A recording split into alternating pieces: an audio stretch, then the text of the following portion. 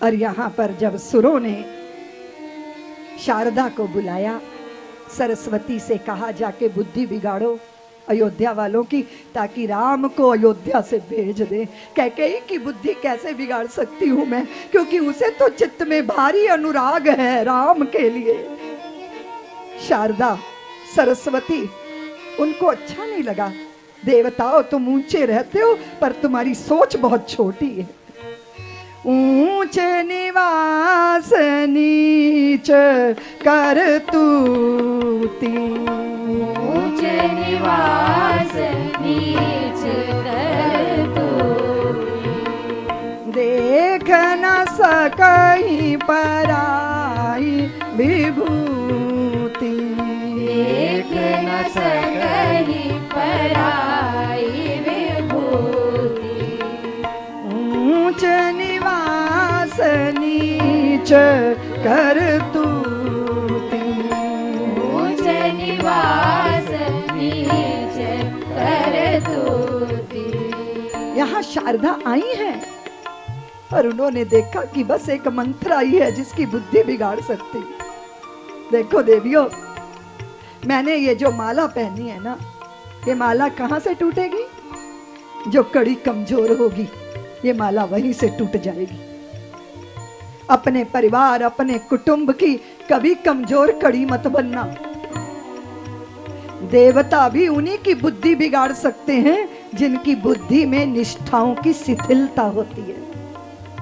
जहां निष्ठाएं दृढ़ होती हैं वहां देव भी कुछ बिगाड़ नहीं सकते। लोग मुझे पूछते हैं, दीदी माँ मेरा ग्रह योग बिगड़ा हुआ है, मैं किस देवता को मनाऊं, क्या उपाय करूं? तो मैं कहती हूं, अपने इष्ट पे अगर अगाध श्रद्धा है तो किसी उपाय की कोई जरूरत नहीं, तुम्हारे इष्ट ही तुम्हारा रक्षण कर देंगे। उसका अर्थ है कि तुम्हारी निष्ठा ही तुम्हारा रक्षण करेगी, तुम्हारी दृढ़ता ही तुम्हारा रक्षण करेगी, तुम्हारा दृढ़ विचार ही तुम्हारा रक्षण करेगा।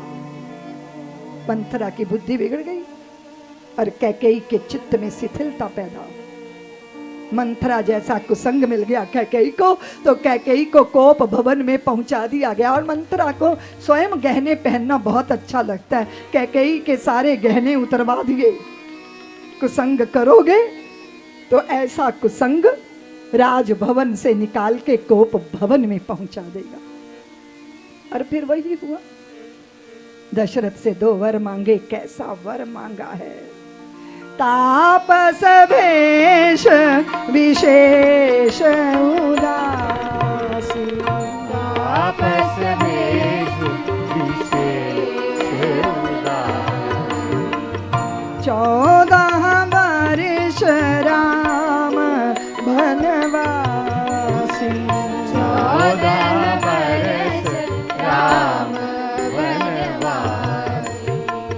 सुनहु प्राण प्रिय भावत जी का, सुनहु प्राण प्रिय भावत जी का, देहु एक बर भर तहि टीका, देहु एक बर भर तहि टीका, रघुकुल रीत सदा चली आई, प्राण जाए पर वचन।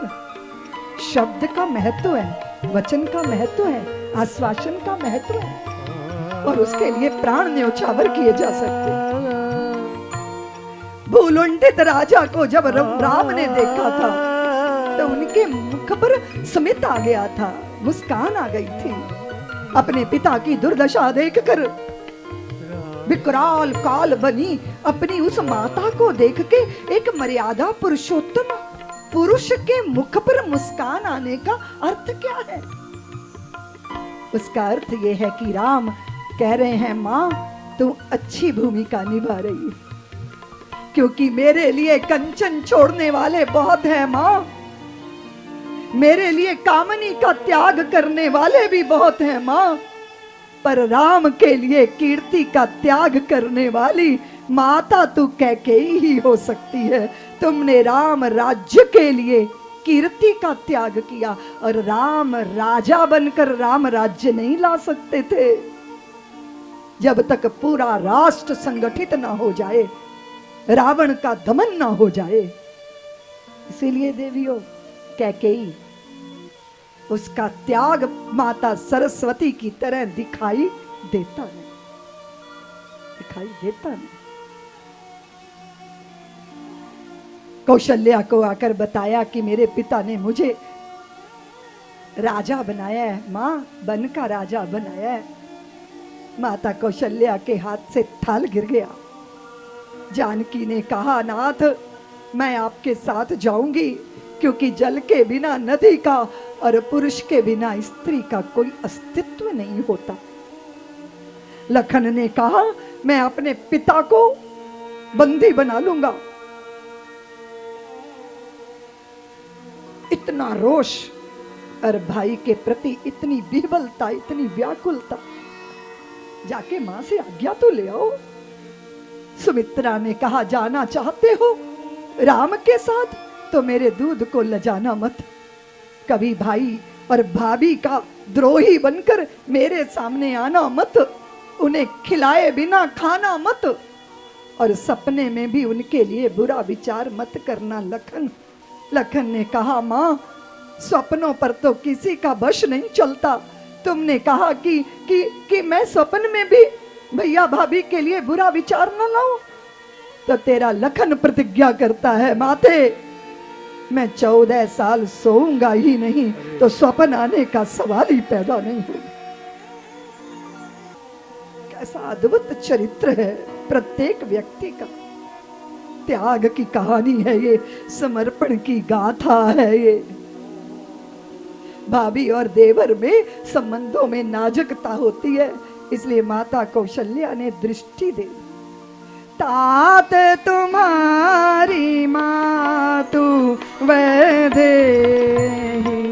तात तुम्हारी मातु वैदेही, पिता राम सब भांति स्नेही, पिता राम सब भांति स्नेही, अवध तहाँ जहाँ राम निवासो, अवध तहाँ जहाँ राम निवासो, तहाँ दिवस जहाँ भानु प्रकाश, तहाँ दिवस जहाँ भानु प्रकाश, जो पयसिया राम बन जाए, जो पैसिया राम बन जाए, अवध तुम्हारे काज कछु न,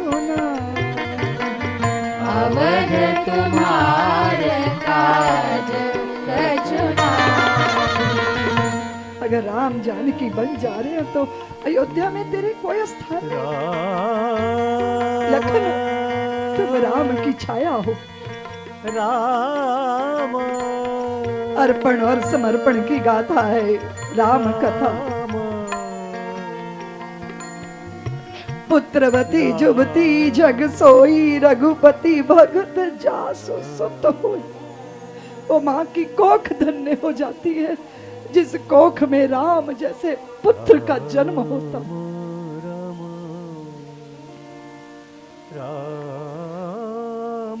सुमित्रा ने कहा, लगन तुम्हारे भाग राम बन जाही, दूसरे है तो तात कछु नहीं। सारी अयोध्या आंसुओं में डूब गई। राम मुनि भेष धारण किया, राम भगवान अग्रसर हुए, पूरा समाज पीछे पीछे चलने लगा। हम बहुत छोटी छोटी परिस्थितियों से घबराते हैं। अभी अभी राज तिलक की तैयारी हो रही है और वनवास का ऐलान हो गए।